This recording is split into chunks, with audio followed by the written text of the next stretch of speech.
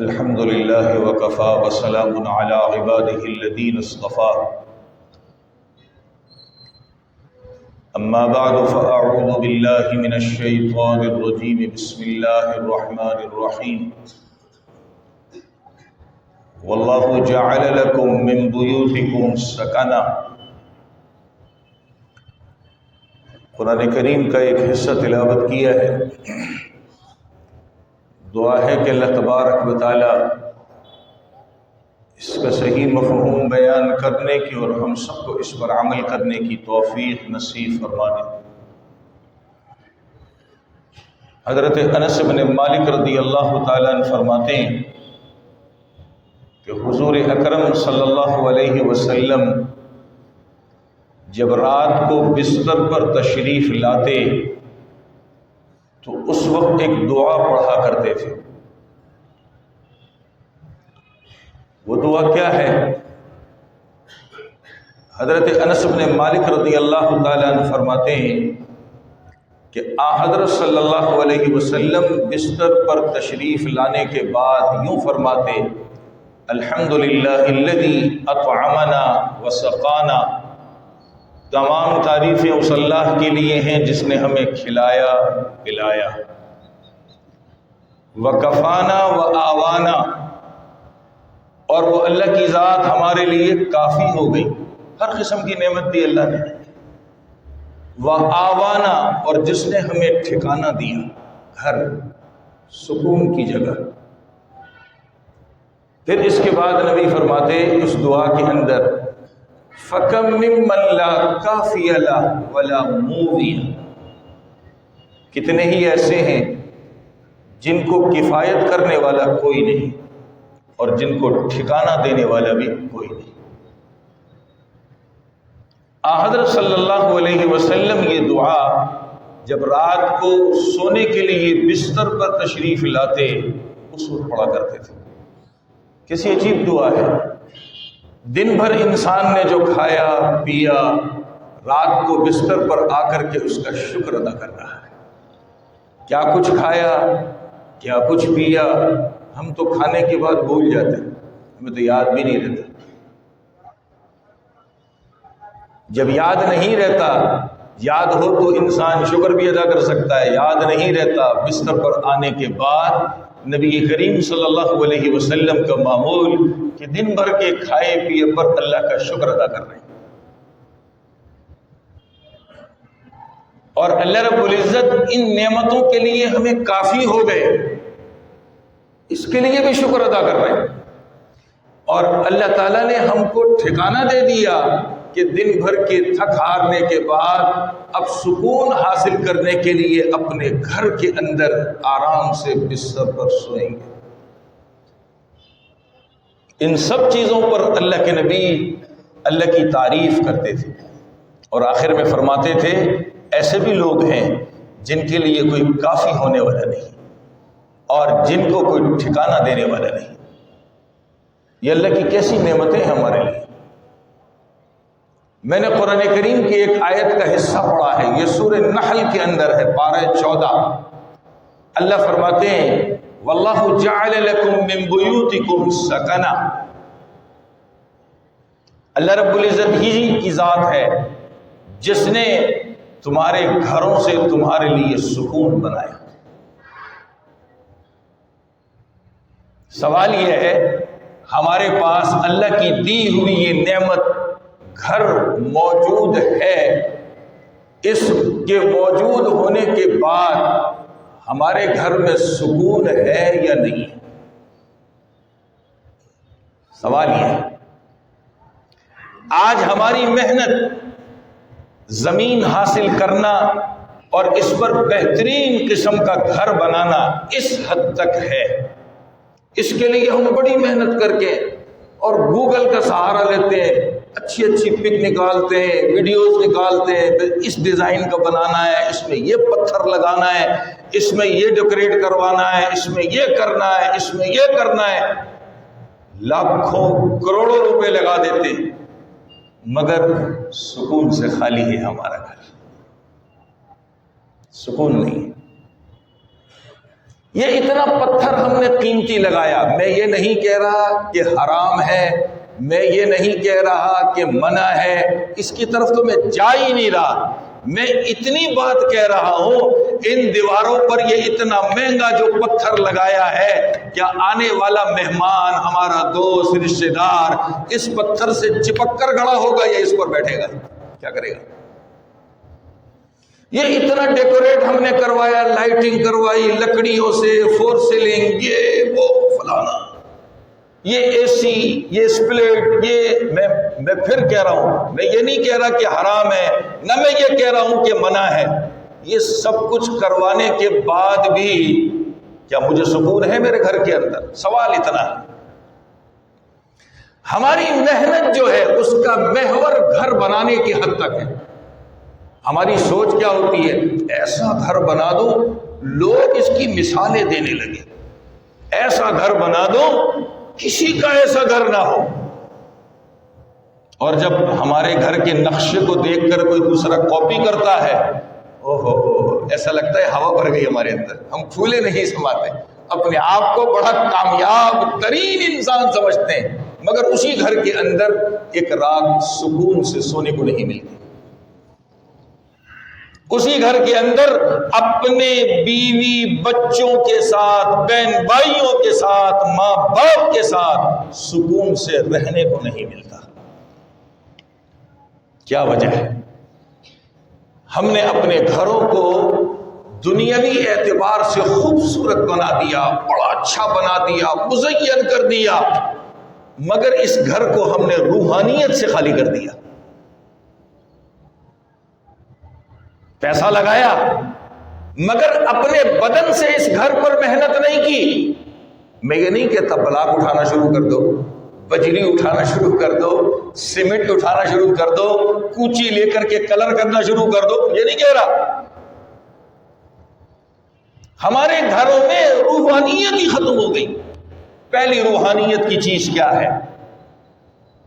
اللہ کی یاد، اللہ کا ذکر، اللہ کی تعریف، اللہ کا شکر.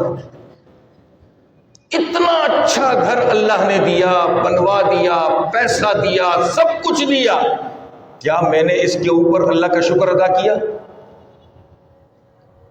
کیا میں نے اللہ کو یاد کیا؟ اس سے ہمارے گھر خالی ہے. ہم نے اپنے گھروں کو اللہ کی یاد سے خالی کروا دیا. جب گھر بن جاتا ہے اب ایک دعوت رکھتے ہیں، دوستوں کو بھی بلاتے ہیں، رشتہ داروں کو بھی بلاتے ہیں. لوگوں کی اچھی نیت بھی ہوگی، میں انکار نہیں کرتا، مگر اکثریت جو دیکھنے میں آتا ہے وہ دعوت اس لیے ہوتی ہے کہ لوگ آئیں اور میری تعریف کریں.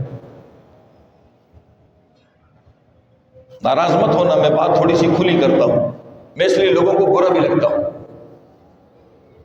اب اس وقت یاد آتے ہیں، چلو کسی مولوی صاحب کے پاس جاتے ہیں، مدرسے سے کچھ بچے لے آتے ہیں، وہ قرآن خوانی ہو جائے گی. کیوں؟ اللہ نے تجھے مسلمان نہیں بنایا؟ تو خود مسلمان نہیں ہے؟ تو اپنے گھر کے اندر بھی قرآن نہیں پڑھ سکتا؟ اس کے لیے بھی تو مدرسے کے بچوں کا محتاج ہے. کیا کہنے تیری سوچ کے.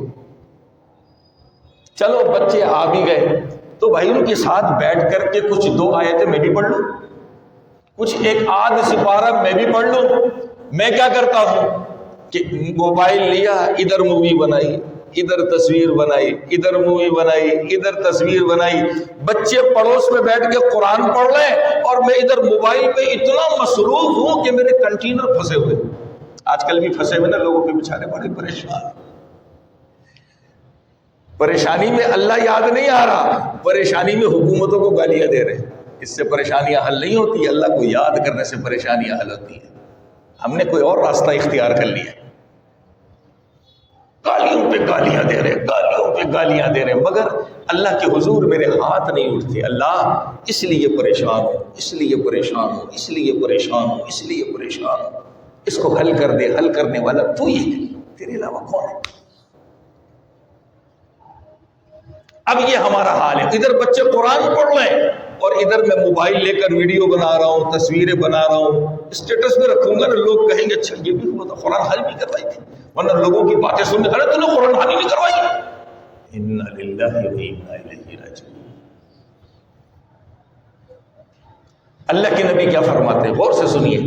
حضرت ابو موسیٰ اشعری رضی اللہ تعالیٰ عنہ راوی ہیں، فرمایا رسول اللہ صلی اللہ علیہ وسلم نے ایک وہ گھر ہے جس میں اللہ کا ذکر کیا جاتا ہے، اللہ کو یاد کیا جاتا ہے، ایک وہ گھر ہے جس کے اندر اللہ کا ذکر نہیں کیا جاتا، اللہ کو یاد نہیں کیا جاتا۔ نبی نے فرمایا ان دونوں گھروں کی مثال ایسی ہے کہ ایک زندہ ہے دوسرا مردہ ہے۔ یہ حدیث مسلم کے اندر ہے، اس کے شارح ہیں امام نووی رحمۃ اللہ علیہ، انہوں نے اس حدیث پر ایک نقطہ لکھا ہے، فرمایا اس حدیث کا مطلب یہ ہے کہ اللہ کے نبی فرماتے ہیں کہ گھر والا اپنے گھر کے اندر اللہ کا ذکر کرتا ہے، اللہ اس ذکر کرنے والے کو بھی زندہ رکھتے ہیں، اس گھر کو بھی زندہ رکھتے ہیں۔ ہم نے کیا کہا، مدرسے سے بچوں کو لے آؤ تو وہ بچے زندہ ہوں گے، ہم تو زندہ نہیں ہوں گے۔ اچھا کسی کو کچھ زیادہ احساس ہو جاتا ہے نا تو اپنے بچوں کو کڑوی کسیلی، ارے تم نہیں آتے، پڑھتے نہیں ہو، بیوی کو، بہنوں کو، بچوں، اور خود موبائل پڑھ رہا ہے۔ بہت بڑا کام ہے دنیا کا، بہت بڑا کام ہے، بہت بڑا، موبائل پڑھ رہا ہے۔ ادھر بچے کیا پڑھ رہے ہیں، قرآن، اور یہ کیا پڑھ رہے ہیں، موبائل۔ ہمارے گھر میں برکت کہاں سے آئے گی؟ ہم نے نبی کے طریقے کو چھوڑا، اس لیے ہمارے گھروں سے برکتیں اٹھ گئی۔ نبی کریم صلی اللہ علیہ وسلم نے فرمایا جس گھر کے اندر سورہ بقرہ پڑھی جاتی ہے اس گھر کے اندر شیطان داخل نہیں ہوتا۔ کاش میں روزانہ اپنے گھر کے اندر سورہ بقرہ پڑھنے والا ہو جاتا۔ اچھا مجھے سورہ بقرہ کب یاد آتی ہے، بھائی تیرے اوپر تو کالا پیلا ہو گیا ہے، فلاں کو دکھا دے عامل کو۔ اب پہنچ گئے عامل صاحب کے پاس، ہزاروں روپے بھی اپنے جیب سے نکال کے دے دیے، اور عامل صاحب نے کیا بتایا، گھر کے اندر 45 مرتبہ، 40 مرتبہ، 30 مرتبہ، 20 مرتبہ، 11 مرتبہ سورہ بقرہ پڑھواؤ۔ اب جب یہ سنتا ہے دیکھتا ہے سورہ بقرہ تو 2.5 پارے کی، یہ کون کرے گا؟ اب مولوی صاحب کا مدرسہ یاد آتا ہے، چلو مولوی صاحب کے مدرسے سے بچے لے کے آئے۔ تکلیف تیرے کو ہے اور دور کس سے کروا رہا ہے، مدرسے کے بچوں سے۔ کاش میں اپنے گھر میں خود پڑھنے والا ہو جاتا، اتنا وقت نکال لیتا اس موبائل سے کہ سورہ بقرہ ہی پڑھ لیتا۔ نبی کا کتنا بڑا فرمان ہے کہ اس گھر میں شیطان داخل نہیں ہوتا۔ نبی کی بات جھوٹی ہو سکتی ہے؟ چلو یہ نہیں کرتے، آج ہم آپ کو ایک دوسرا عمل دے دیتے ہیں، بہت آسان ہے، ہر آدمی کر سکتا ہے۔ اس سے جی مت چرائیں، اس سے جی مت چرائیں۔ پہلے ایک حدیث سنیں، رسول کریم صلی اللہ علیہ وسلم نے فرمایا اللہ تعالیٰ نے تقدیر لکھی، یہ جو تقدیر کے فیصلے ہوتے تھا اس کائنات کے 50,000 سال پیدا کرنے سے پہلے لکھی، اس کائنات کے پیدا کرنے سے 50,000 سال پہلے لکھی، اور اس تقدیر میں جو لکھوایا تو اس میں 2 آیتیں بھی لکھوائیں، اور ایک دوسری حدیث کے اندر ہے جب یہ 2 آیتیں حضور اکرم صلی اللہ علیہ وسلم پر نازل ہوئیں تو اس کے اعزاز کے اندر اللہ نے ایک فرشتوں کی جماعت بھی اتار دی۔ سوچئے کتنی بڑی آیتیں ہوں گی، اس کے استقبال میں فرشتوں کو بھیج دیا، اس کے استقبال میں فرشتوں کو بھیج دیا۔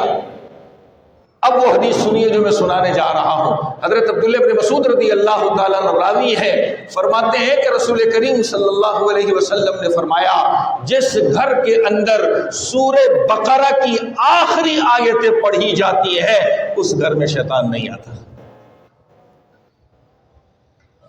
آخری آیت، آخری چھوٹا سا رکوع ہے، چھوٹا سا رکوع، اگر لائنیں گنے بمشکل 12-15 لائنیں بنتی، بمشکل 12-15 لائنیں بنتی ہیں۔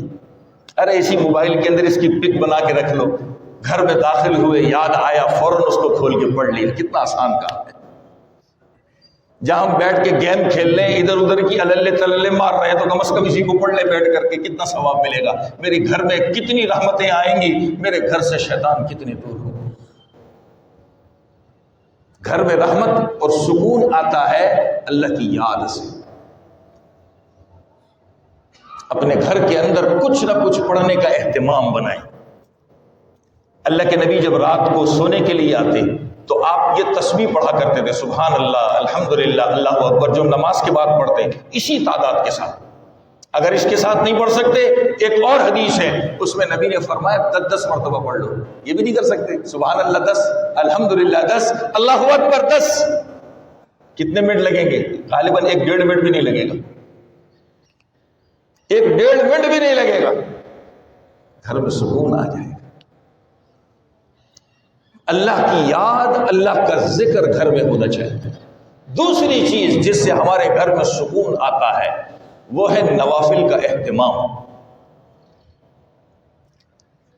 ایک حدیث میں حضور اکرم صلی اللہ علیہ وسلم نے فرمایا کہ اپنی نماز کا کچھ حصہ اپنے گھر کے اندر بناؤ اور اپنے گھر کو قبرستان نہ بناؤ۔ قبرستان میں نماز ہوتی ہے، کوئی مردہ پڑھتا ہے؟ نہیں پڑھتا۔ کہ اپنے گھروں کو ایسا نہ بناؤ، اپنی نماز کا کچھ حصہ اپنے گھروں کے اندر رکھو۔ ایک دوسری حدیث ہے جس میں رسول کریم صلی اللہ علیہ وسلم نے فرمایا کہ اپنی نمازوں میں سے کچھ حصہ گھروں کے اندر بناؤ۔ یہ نوافل گھروں میں پڑھو، فرائض تو مسجد میں ہے نا، نوافل گھروں میں، یہ نوافل کا کچھ حصہ گھروں میں بناؤ، نوافل گھروں میں ادا کرو۔ اس حدیث کے آخر میں فرمایا جس گھر کے اندر نوافل کا اہتمام کیا جاتا ہے وہ بھلائی سے خالی نہیں ہوتا۔ کتنی بڑی بات ہے۔ صبح ہم گھر سے نکل لیں، ماشاءاللہ فجر تو پڑھ لیتے، کاش کہ میں گھر سے نکلنے سے پہلے دیکھوں کہ نماز پڑھنے کا ٹائم ہے کہ نہیں ہے۔ وقت ایسا تو نہیں کہ جس میں نماز پڑھنا منع ہو، نماز کا ٹائم ہے، مصلی بچھائیے، 2 رکعت پڑھیے، نکل جائیے۔ کتنے ایسے لوگ ہوتے ہیں جو بیچارے کام کاج نہیں کرتے، فرض نمازیں ادا کرنے کے لیے گھروں سے مسجد آتے ہیں۔ کاش کہ ہم اپنے اندر یہ صورت پیدا کر لیں کہ اپنے گھر میں وضو کریں، جو ظہر کی سنتیں گھر میں ادا کریں، عصر کی سنتیں پڑھتے ہیں گھر میں ادا کریں، اور پھر مسجد کو جائیں۔ اب حدیث سنیے، رسول کریم صلی اللہ علیہ وسلم نے فرمایا ہر قدم پر ایک نیکی ملتی ہے، ہر قدم پر ایک گناہ معاف ہوتا ہے، ہر قدم پر ایک درجہ اس کا بلند کیا جاتا ہے۔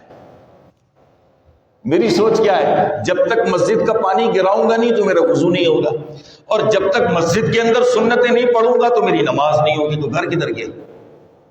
اللہ کے نبی نے زندگی میں 2 مرتبہ سنت مسجد میں پڑھی ہے، 2 مرتبہ، وہ بھی مغرب کے بعد، ایک مسجد نبوی میں، ایک مسجد قباء میں، باقی آپ سنتیں گھر میں پڑھا کرتے تھے۔ یہ تو بعد میں علماء نے فتویٰ دیا کہ لوگوں میں سستی کاہلی آ گئی کہ مسجد سے گھر کو جائیں گے، کوئی راستے میں مل گیا، کوئی کام کاج میں لگ گئے تو سنتیں چھوڑ دیں گے، تو پھر انہوں نے کہا کہ سنتیں مسجد میں پڑھ کے جاؤ، تو کم از کم نوافل تو ہم گھر میں پڑھ لیں۔ نوافل کا ایسا کوئی فتویٰ نہیں ہے، اور جو آدمی یہ کر سکتا ہے کہ میں فرض نماز مسجد میں پڑھ کے گھر جا کے سنتیں پڑھوں گا، مجھے کوئی رکاوٹ نہیں ہوگی، تو سب سے افضل ترین عمل ہے یہ۔ کاش مجھے اتنی سمجھ آ جاتی، میں انڈسٹریل میں بیٹھا ہوں، فرض نماز مسجد میں پڑھتا اور یہیں سے نکل کے اپنی فیکٹری جا کر کے سنتیں وہاں پڑھتا، اللہ کتنی برکتیں میری فیکٹری میں اتارتے نا۔ اس کو میں نے چھوڑ دیا۔ ماشاءاللہ کتنے اچھے لوگ ہیں جنہوں نے اپنی فیکٹریوں کے اندر نماز کی جگہ بنائی ہوئی ہے، کوئی نہ کوئی آ کے بیچارہ نماز پڑھتا ہی رہتا ہے۔ اللہ کی رحمت برکت کیسے اترتی ہے۔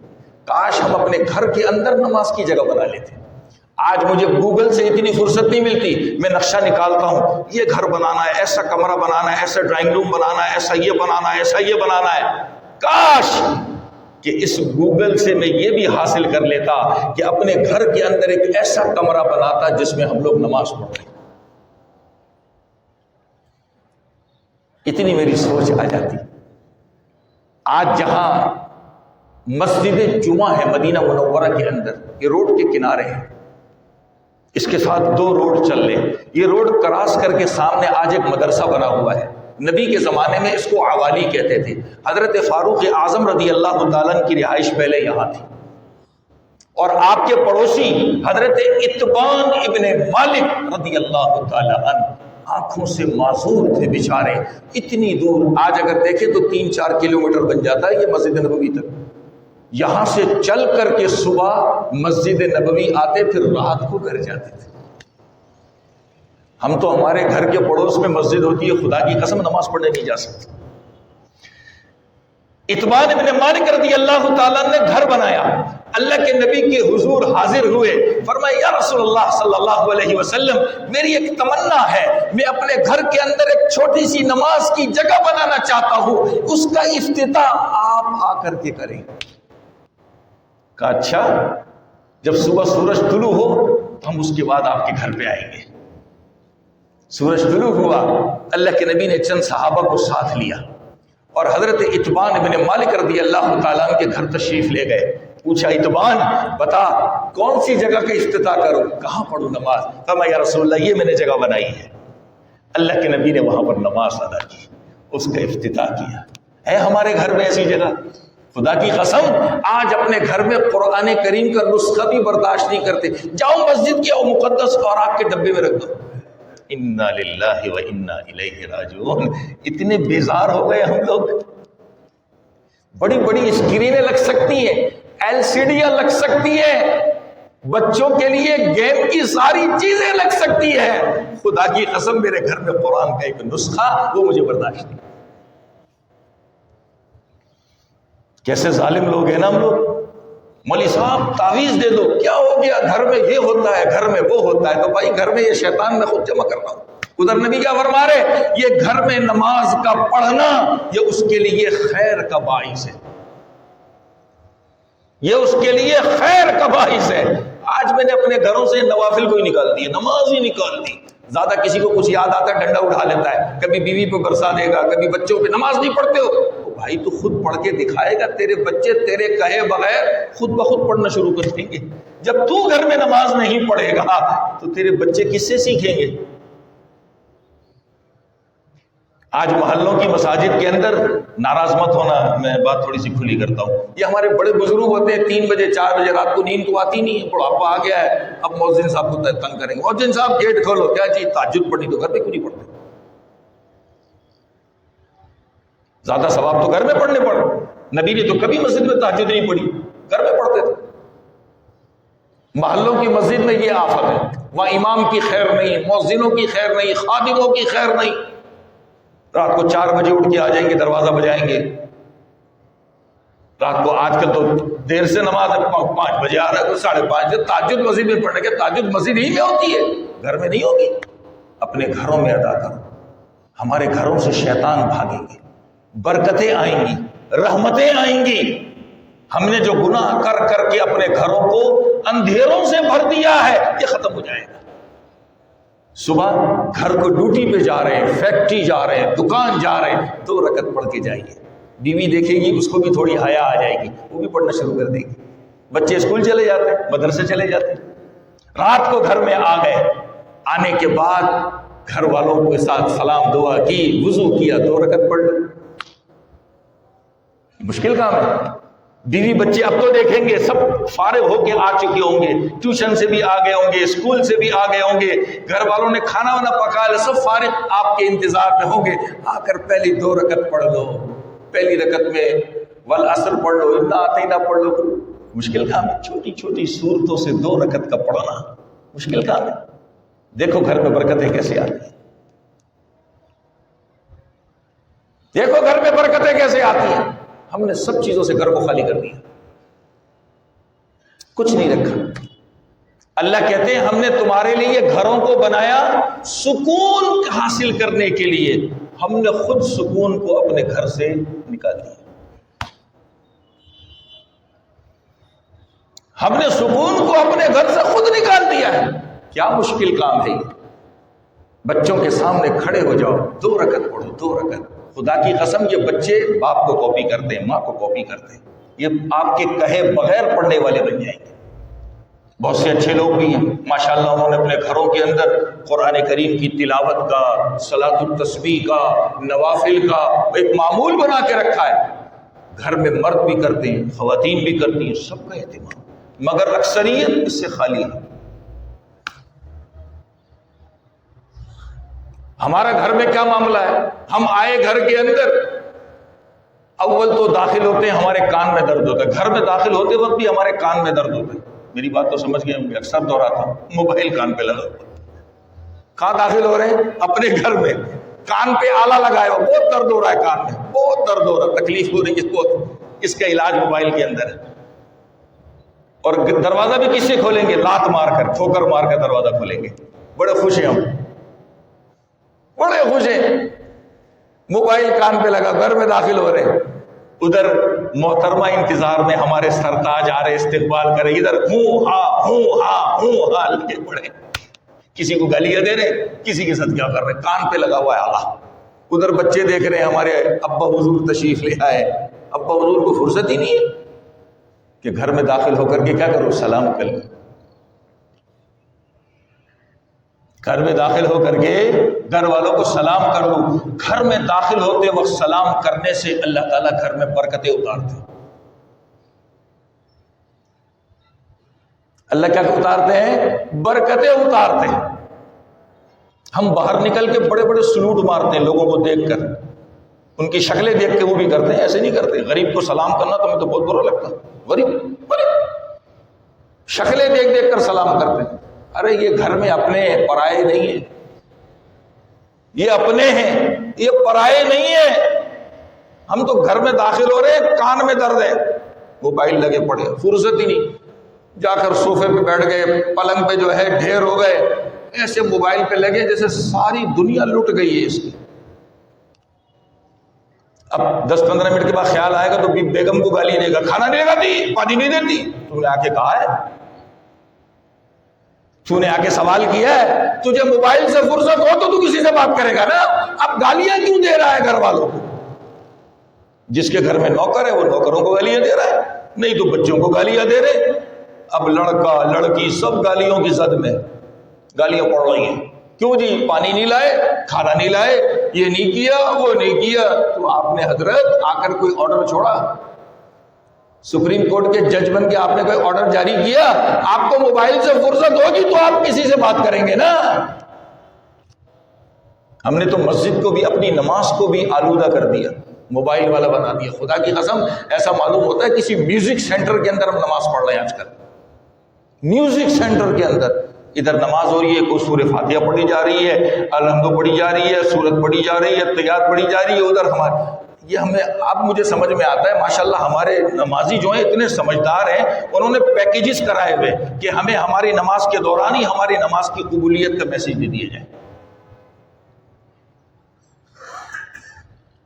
کیا حال ہے؟ کم از کم نماز کو تو ایسا رہنے دے جو نبی کے زمانے کی طرح ہو۔ ہم نے اس کو بھی برباد کر دیا۔ پہلے برباد کیا، سر سے ٹوپی ہٹا دی، پھر برباد کیا چھوٹی چھوٹی ٹی شرٹ پہن کر کے، سطر بھی پورا نہیں، اور اب نماز کو برباد کیا موبائل کی دھنوں کے ساتھ۔ کتنے ظالم کے بچے ہیں نا لوگ، پھر کہتے اللہ یہ دے دے، اللہ وہ دے دے۔ اللہ کہاں سے دے گا؟ ہم نے نماز کا حال حلیہ بگاڑ دیا۔ موبائل بجنے سے مسجد کے عملے کو تکلیف نہیں ہوتی، ہم اپنی نماز کو خراب کر رہے ہیں۔ یہ ایسے ہے کہ دودھ کا پیالہ ہو، اس میں ایک چھینٹا، قطرہ بھی نہیں، چھینٹا پیشاب کا ڈال لیں، پیئیں گے کبھی اس کو؟ بھئی یہی ہماری نماز کا حال ہے۔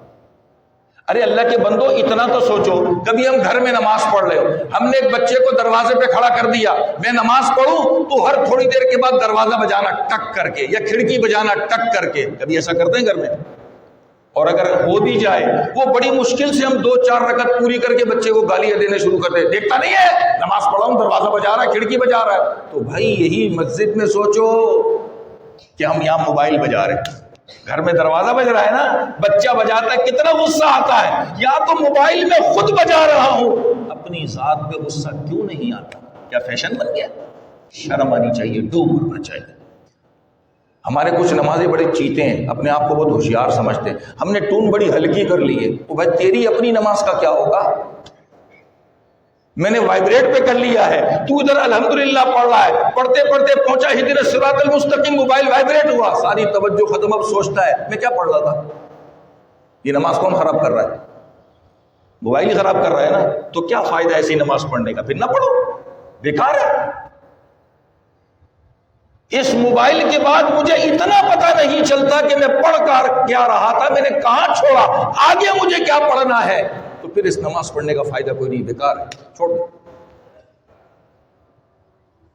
تو ہم نے گھر کو بھی ایسی برباد کیا ہوا ہے، اللہ کے گھر مسجد کو بھی ایسی برباد کیا ہوا ہے، بیٹھک، دوست یاروں کی محفلیں، اسی طرح ہماری گیدرنگ، شادی وغیرہ، سب ایسے لگتے ہیں موبائل کے اندر، ہمارے کروڑوں اربوں روپے کا نقصان ہو رہا ہے۔ ابھی نہیں دیکھیں گے پتہ نہیں کیا ہوگا، حضرت جبریل اسرائیل جو ہے نا ہمیں گردن سے پکڑ کے بھی لٹکا دے گا، چل تیری موت کا وقت آ گیا۔ پتہ نہیں ہم نے اس کو کیا سمجھ لیا۔ او بھائی یہ ضرورت ہے، ضرورت کی حد تک ہوتی ہے، اس سے زائد نہیں ہوتی، پاگل شمار ہوتا ہے آدمی۔ تو گھر کے اندر آدمی اللہ کو یاد کرے، ذکر کرے، نوافل پڑھے، نوافل کا اہتمام کرے، دیکھے گھر کے اندر برکتیں کیسے آتی ہیں۔ مزید تفصیل انشاءاللہ آئندہ جمعہ عرض کی جائے گی۔ اللہ عمل کی توفیق